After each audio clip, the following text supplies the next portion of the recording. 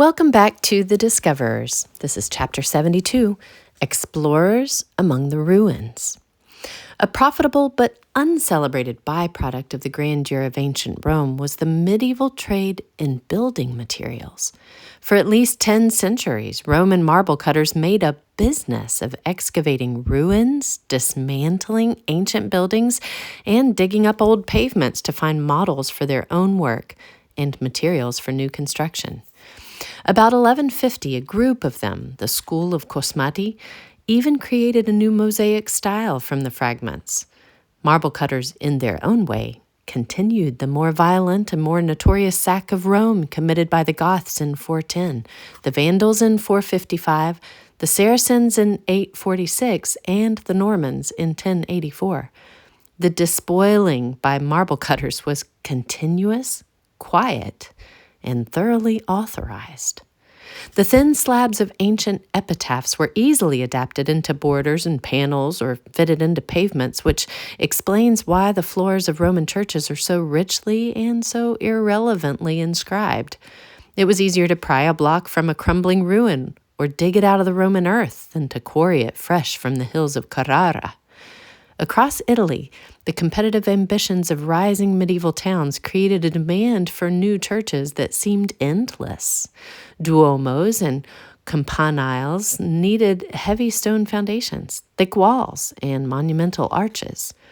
As the industry grew, and as the Roman marble cutters' booty exceeded the needs of the local market, they shipped more and more of their wares abroad on light coasting ships for the new cathedrals of Pisa, Lucca, Salerno, Orvieto, and Almafi, among others.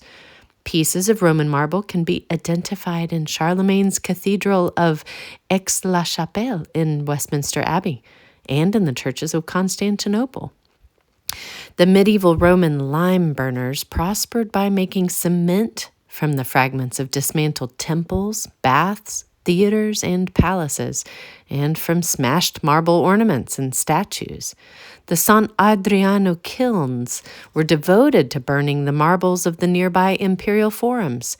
The Agosta consumed pieces of the mausoleum of Augustus, while La Piña was fed by fragments torn by the baths of Agrippa and the temple of Isis. Temporary kilns were erected at the baths of Diocletian, near the Villa of Livia, at the Basilica Julia, and the Temple of Venus in Rome, and remained there until adjacent materials were exhausted. At the Circus Flaminius, the whole district was called the Lime Pit. A Vatican document of July 1st, 1426, authorized a company of lime burners to demolish the Basilica Julia on the Sacra Via so they could feed their kilns with chunks of travertine, on condition only that the papal authorities receive half the product. The Renaissance popes who professed enthusiasm for classical culture did little to defend the ancient relics. In fact, demolition of pagan temples and idolatrous statues seemed a pious duty. It was during the reign of Pope Nicholas V, around 1397 to 1455, patron of Valla and other humanists, that many of the most important architectural remains around the Capitol, on the Aventine, and in the Forum, and the Colosseum itself were denuded. Under Pope Pius II, who issued a bull April 28, 1462, protecting the ruins of Rome, and who even wrote an elegy for them, some of the handsomest remaining monuments were turning into building materials for new construction in the Vatican. Finally, when Pope Paul III, 1468 to 1549, saw that the ancient statues dug up while opening new streets were being thrown wholesale into the kilns, he reinstated the ancient Roman death penalty for anyone destroying such monuments. This was said to increase private collections, but did not substantially impede the large-scale demolition. Why preserve the clutter from a dead past? There was little interest in the daily lives of pagans and hardly a suspicion of how different everything might have been. Medieval paintings depicted ancient Roman soldiers wearing armor of the Middle Ages. Only gradually did painters begin to note that clothing had changed over the centuries. As we have seen, Petrarch himself had become interested in these changes, and he actually used the peculiarities of Greek clothing to explain a puzzling passage in the Iliad. Mantegna, 1431 to 1506, was quite modern when he tried to paint the cult of Cybele in its authentic ancient setting. Quote, the prudent painter, Giulio da Fabriano urged in his book, The Errors of Painters in 1564, should know how to paint what is appropriate to the individual, the time, and the place. Is it not an error to paint St. Jerome with a red hat like the one cardinals wear today?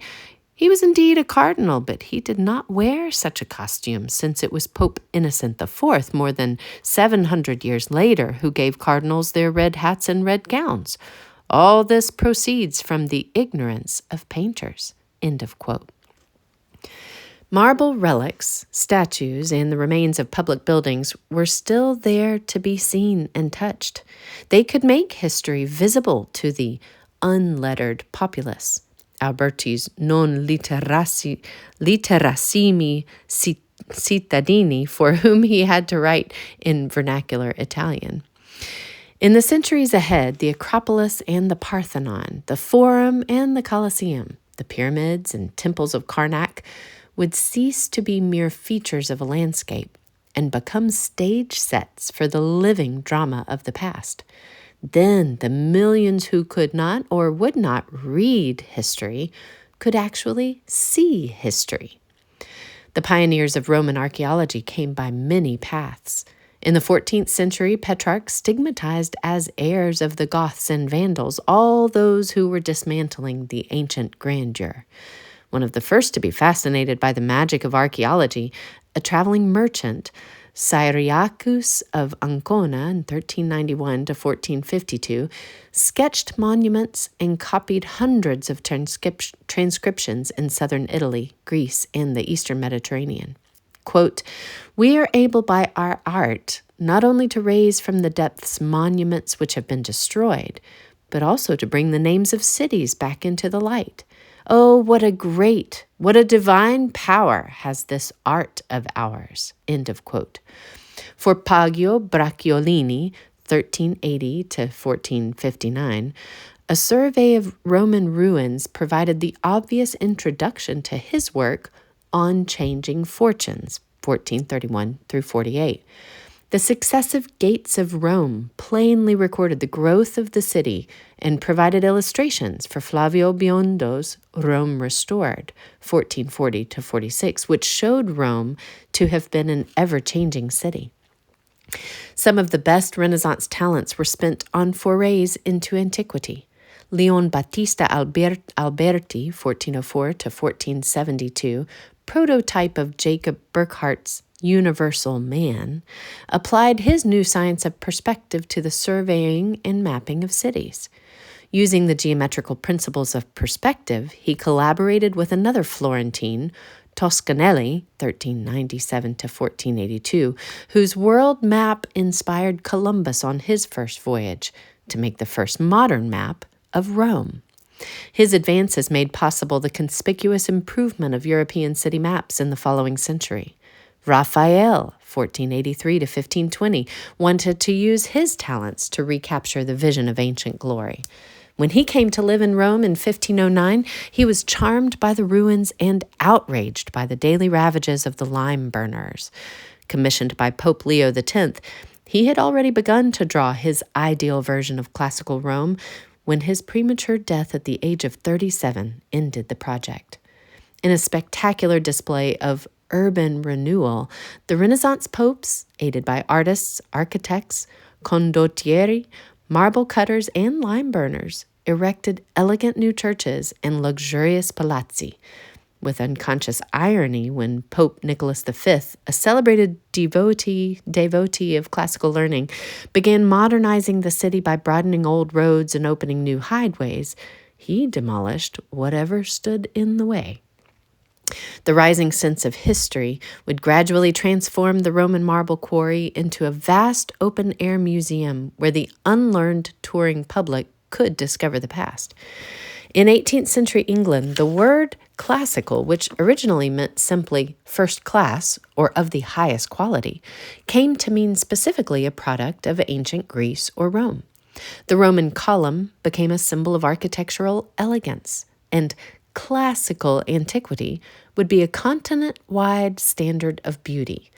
The prophet and founding hero of modern archaeology, herald of this ever-widening public significance, was Johann Joachim Winckelmann, 1717 to 1768. The son of a poor shoemaker in Stendal in Prussia, he refused to follow his father's craft. Instead, he went to a nearby school where the master was slowly going blind, and the young Winckelmann became his eyes. He never forgot his debt to his master, who awakened his interest in books. Very early, almost as a quirk, he developed a passion for things Greek. At that time, German scholars who knew Greek used it mainly for access to the New Testament. At 17, Winckelmann went to Berlin to study with one of the few German scholars known for their enthusiasm for Greek literature. At 21, he begged his way to Hamburg to secure classical texts from a famous library where holdings were about to be dispersed. Student wanderings took him from his school in Berlin to study theology at Halle and medicine at Jena. While pretending to listen to the long lectures, he would secretly read his adored Greek texts.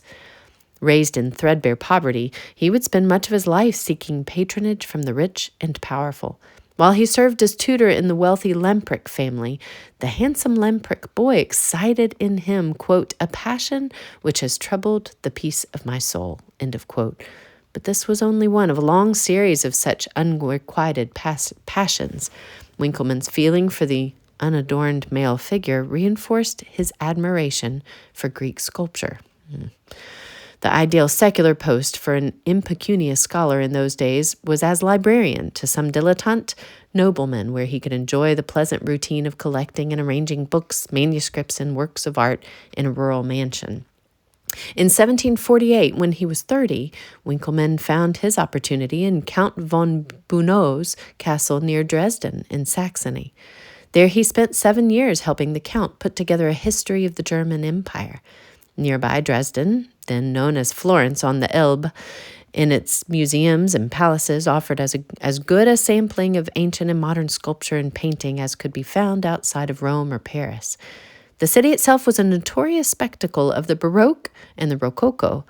The filigreed Zwinger Pavilion, made for pageants and public entertainments, the Grosser Garten with its scores of close-pecked marble works by the imitators of Bernini, and numerous private collections showed what extravagant modern artists had done to antique motifs.